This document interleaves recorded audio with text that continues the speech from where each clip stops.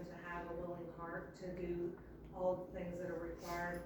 And then we go over, we have a job description for them because they receive a stipend, and we meet with them, I meet with them along with the other parent liaisons, we do training, and then they commit for all of the activities that have to take place throughout the year.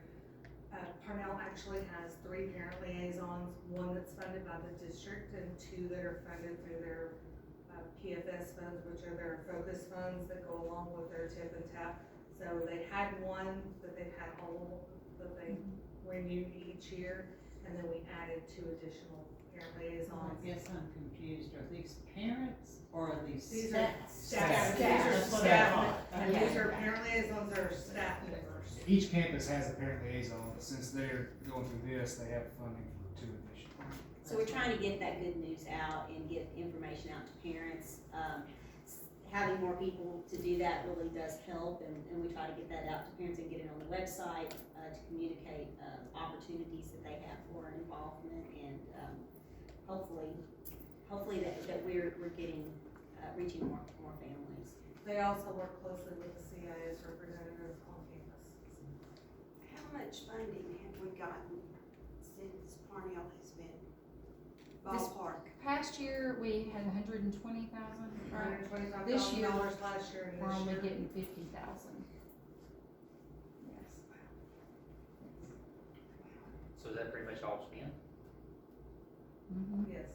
What did the 125 go for last year? Last year went, by and large, for supplies, professional development. The stipends for the parent liaisons were not that great. Cost out of that. It went for technology and for the upgrading of the programs. What is the current stipend? You said wasn't that great It's last year?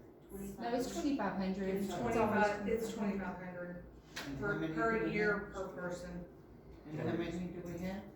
2 paid out of PFS funds, which are the focus funds for the TIP and the TAP plan, and 1 paid for out of district funds per campus. Each campus has 1. Now, if they choose to have 2, they split the stipend.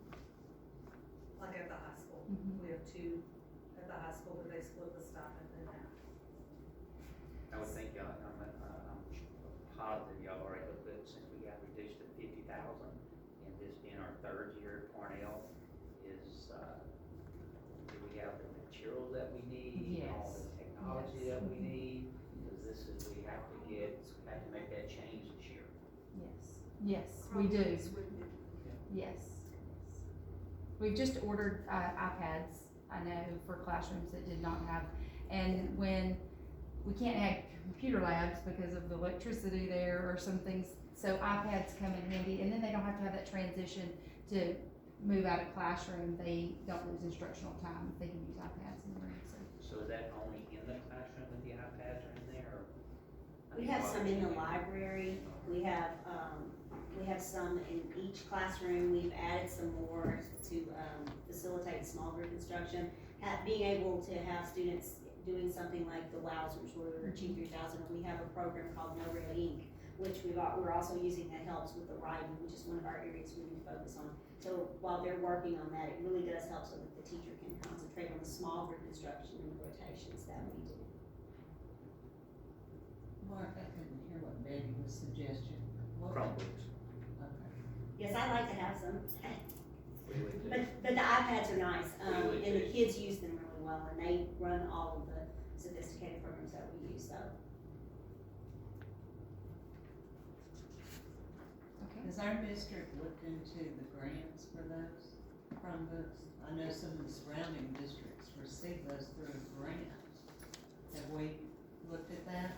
We received the same grant, and we got Windows computers instead of Chromebooks.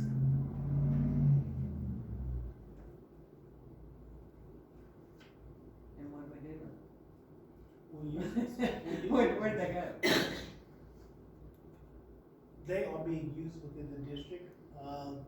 They were not the best devices, so we had not a wonderful experience with them. Is there any way to, just like the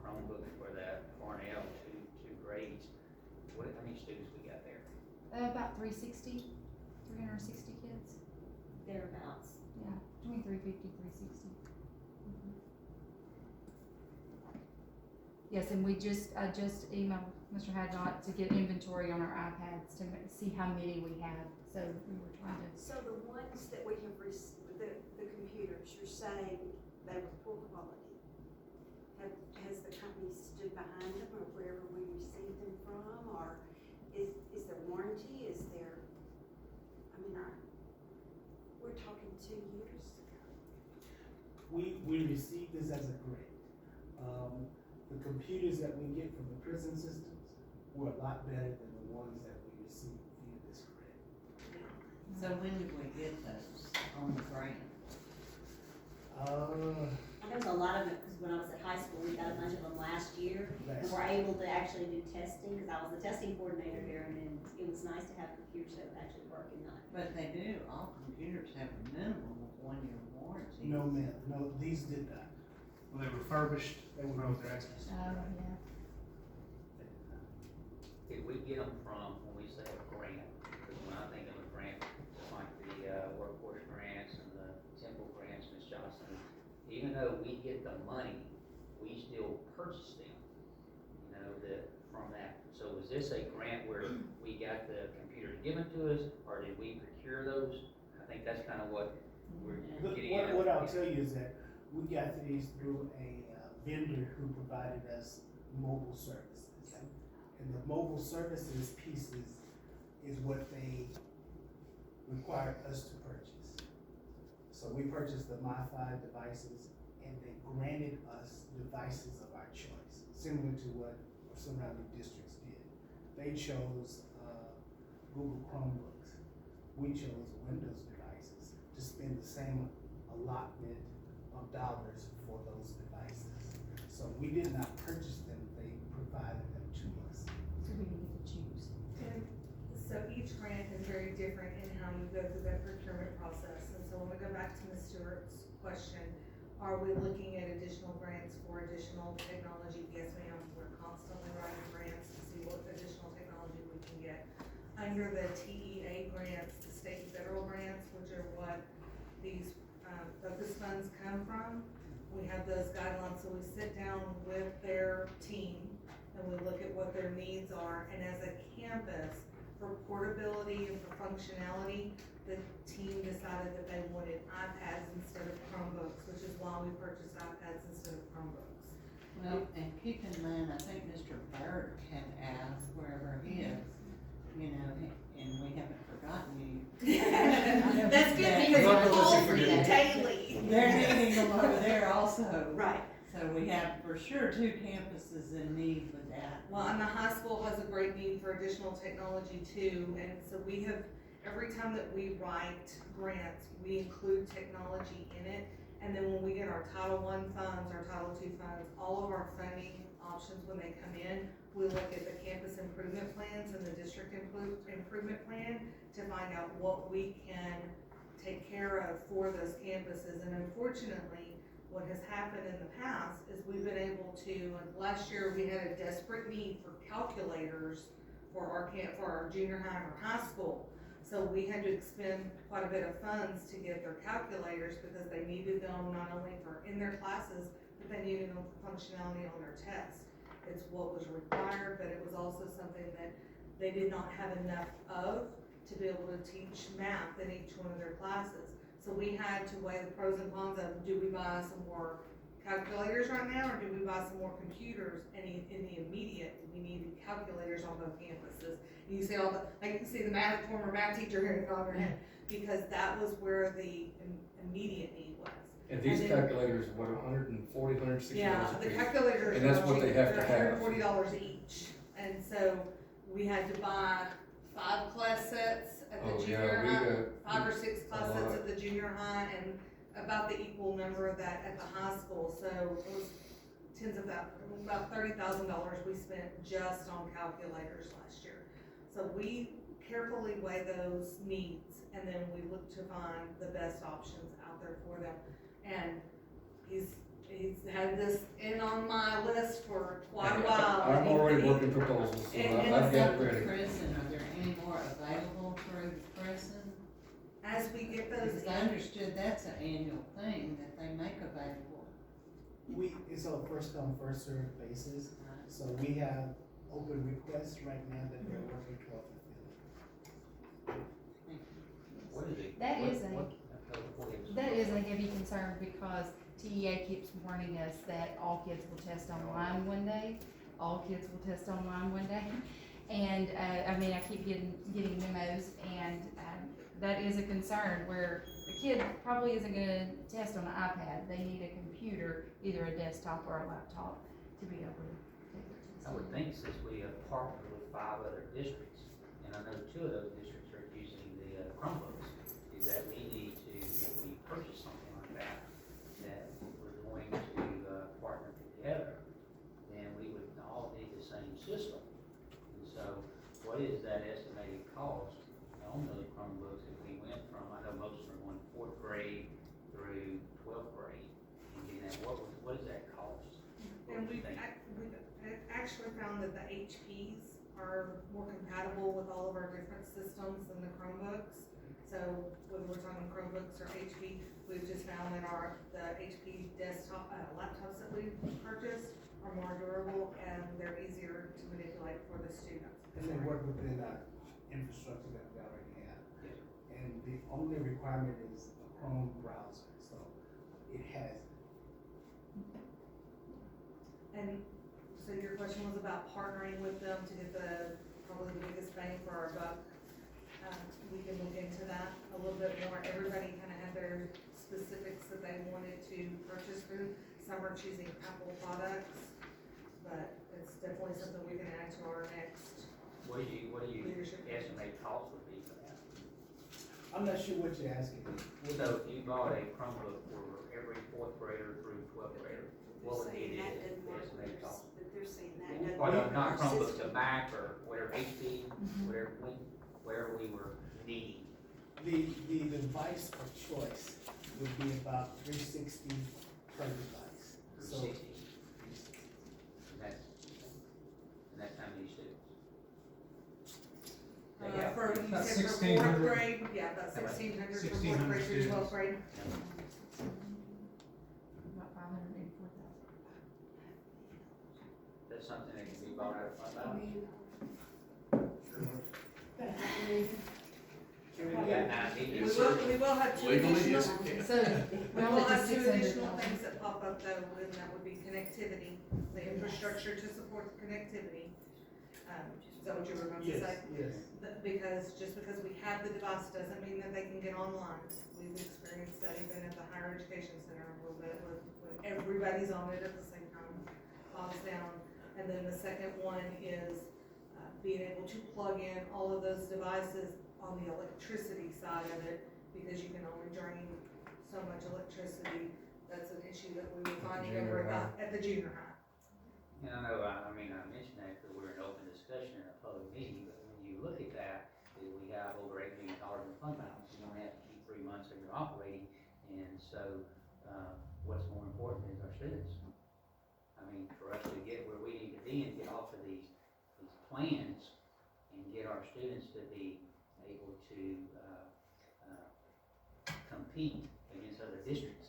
I mean, you got Hudson's fixing to do a robotic welding program. I mean, we've gotta get there. And so, just thoughts. Well, and if I may, this is, what you're talking about is Yeah, wonderful. right. And, the MAP testing, Achieve testing, FAs, that's where we gather our data for our targeted instruction. And our issues is, and I know I'm not gonna speak for the campuses, but for me, it takes us almost 2 weeks to run through formative assessment, Achieve, and MAP when they happen to fall at the same time because of the lack of devices. Yeah. If I had, in the proposal that I had put, if I had one more 30 device cart for each core, it shrinks that time in half. If every student had one, it could be done in 2 or 3 days. Because the teachers have to rotate through using devices to get the testing in. And I know, I mean, I've heard y'all talk about a lot of times that, are we over testing? And I don't believe that at all. And even the teachers who were not excited about it 3 years ago, now they're looking at the data. You need to come to my war room. I've got 6 magnetic panels where every student is listed in some form or fashion. It's got all of their data in it by subject, where they are, where their growth is supposed to be. And these teachers are using the data from Achieve 3000, the MAP, and the FAs to chart their growth throughout the year. And now they see this student, this is what he needs to grow, this is where I can individualize his instruction for his reported growth for this year. All of this leading to better STAR scores, getting us off these kind of things. So do you have any idea on the connectivity and the electricity issue at junior high, what that's going to cost? There is no more available electricity for On that grid. campus. So we have to be creative in how we utilize what's there. The proposal that, Mr. Burke was discussing, if you have mobile carts, you have 2 central locations where you plug those in. You eliminate some of the computers that are sitting in labs with mobile carts, mobile devices. You can charge more devices on those type of carts than you could with just one individual computer plug in. So do we know the cost of those? Oh, absolutely. And how many we need? I've got it We have, done. we have some research that we've done, and we'll be sharing that with you, with the numbers. So nothing you can tell us tonight? I don't have the proposal in front of me. If y'all want me, the last quote I got was without, they didn't have the cases, because we did this in May, and when the Apple man came, and he, it was gonna be right around $74,000. But since then, things have changed, and the actual iPad is gonna be the newer, bigger 10.5-inch screen. The only thing he could not quote me with that would be the cases, because it was a new case that was gonna have to go in.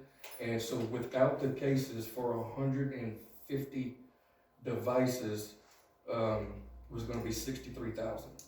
Now, this also includes what's called Apple TV, and by that I don't mean TV, but it's a device that connects the teacher's iPad to their projector wirelessly. Right now, they all have document scanners where they're kind of tied to their desk or to a rolling cart if they can, and they use their instruction this way. With this Apple TV device, their device is connected wirelessly to their projector. They can be up, walking around the room, moving around, hand it to a student, he can work on it, and it projects immediately to their screen. It would be 4 30-device carts, and then 1 for each of the classroom teachers. And Ms. Stewart, to answer your question about how much would that electricity to run that be, they would not necessarily need to do anything else for electricity for those carts, because they could plug them into other parts of the building. The only thing that Mr. Hadn't and I had talked about would be the wireless connectivity, but it might mean adding, we have pretty good Wi-Fi throughout the building anywhere you go, because we have the antennas everywhere. He said that one of his, I think Jennifer could come and do a connectivity survey, and it would just be a matter of adding maybe some more of the wireless antennas. That would go on him. The last slide. Sorry about that. That's okay. It was a great discussion. Thank you. My last slide, it just says this concludes our public hearing tonight. And if you have any further questions. Can I ask, I was looking back over last year's plans, and then we got the plan, and so now that, it's, can we get a quarterly update on there, kind of where we're at, On the plan? progress of it? Yes, and in your packet is a goal sheet. I don't know what page it's on, but it is colored like this. And this has our, by subject, our goals. By subject and grade, and I can update you on this every cycle. And this is something we have to provide in our targeted improvement plan for every cycle. Good job. Thank you. Thank y'all. Mr. Williams, congratulations, you were not on this, Yes. working there. Well, let me throw 2 cents in here. Just about everything they've talked about was developed before I walked in the door. So they are in process, and I'll tell you that, what I observe is a very adept group, and they are steadily making improvements, even as you sit here and listen to the kind of discussion they're offering. They are clearly knee-deep in it. They have a good idea of what they're trying to do and how to get there, and so I'm proud of the effort I see, and glad to be with you to work our way through it. Again, thank you. And I know we went over our time, but if there's anything in your packet that once you get home and see, because I included lots of information to read, please email me. I'd be glad to answer any question. After doing 3 public meetings, I get a little more information every time sharing it, and it's really exciting. We had a few parents that were really into our meetings, and it was a good experience. So, board, any questions for, anybody in the audience got questions, comments? Closed meeting. Okay. Silence means none, so we will move on. Thank you again, good job.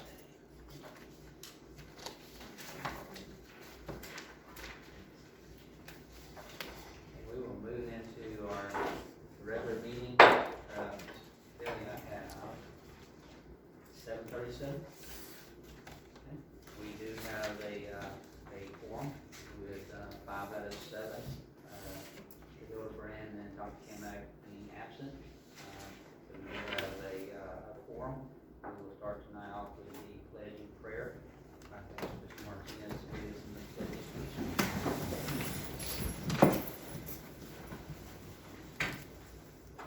Pledge allegiance to the flag of the United States of America and to the republic for which it stands, one nation, under God, indivisible, with liberty and justice for all. honor the Texas flag, I pledge allegiance to thee, Texas, one state, under God, one and indivisible. Can you lead us in prayer? Can you mind leading us in prayer, please? Yeah. Dear Father, we come before you, thank you for today. We thank you, Lord Jesus, for our board that are here tonight, Lord Jesus, and we thank you, Lord, and ask you that you've given us accordingly to what we need to do for children. In Jesus' name I pray. Amen.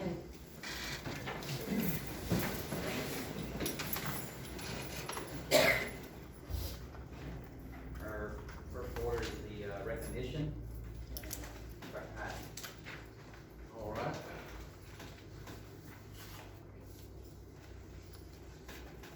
We have some folks nominated for the League Awards this evening. I'll start with Aiden Burt is the nominee. You come forward.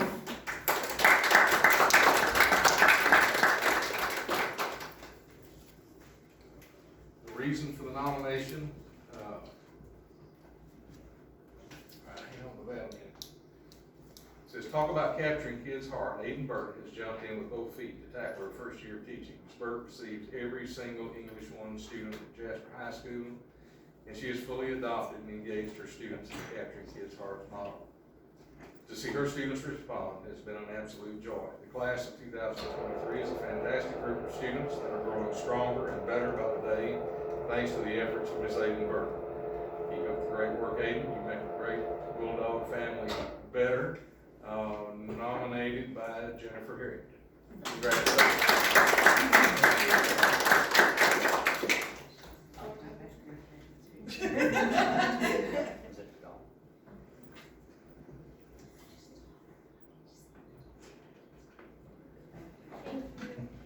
I think you have to stay.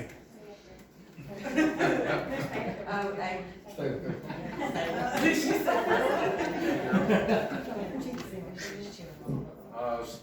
Is Mr. Cawley here? He wasn't here. He wasn't here. He might get up. He wasn't here.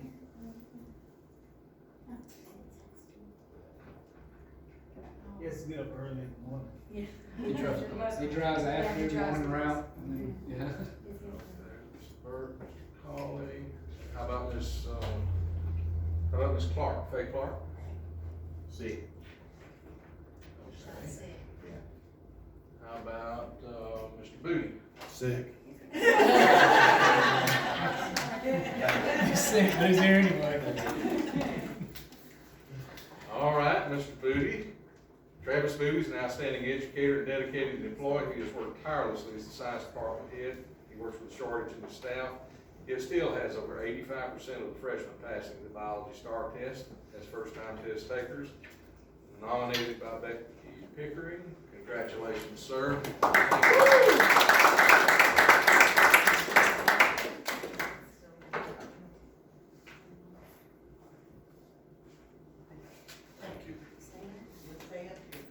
I'm a grab on this time. Ms. Schick-Snyder.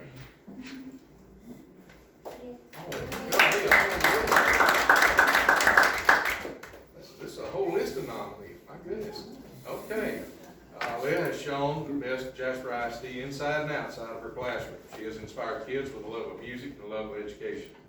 Leah also volunteers her time at the high school band program, working as our uniform manager, head chaperone, and as a surrogate parent to kids who spend countless hours away from home. She has given up her weekends managing marching band uniforms, chaperoning kids on buses, organizing our food and feeding kids at football games. She is always there when needed and truly shows what it means to be a Jasper Bulldog. Leah is a musical and professional inspiration to all the students and fine art staff of Jasper ISD. Nominated by artist Matthews, David Jordan, Lance Byers.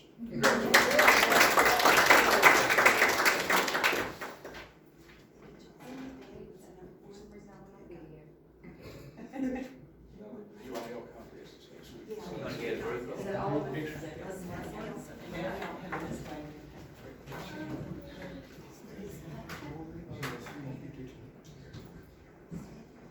Yes. See the camera. Mr. Martinez?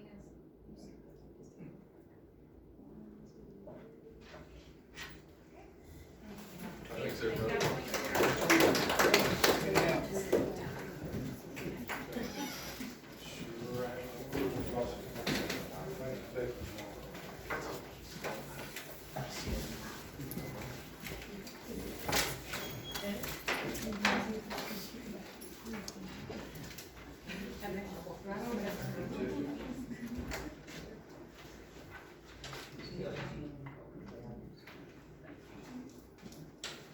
have none on open forum, so we will go to the consent agenda.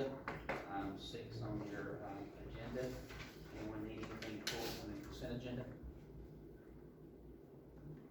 Entertain a motion to accept. So moved. Ms. Martindale,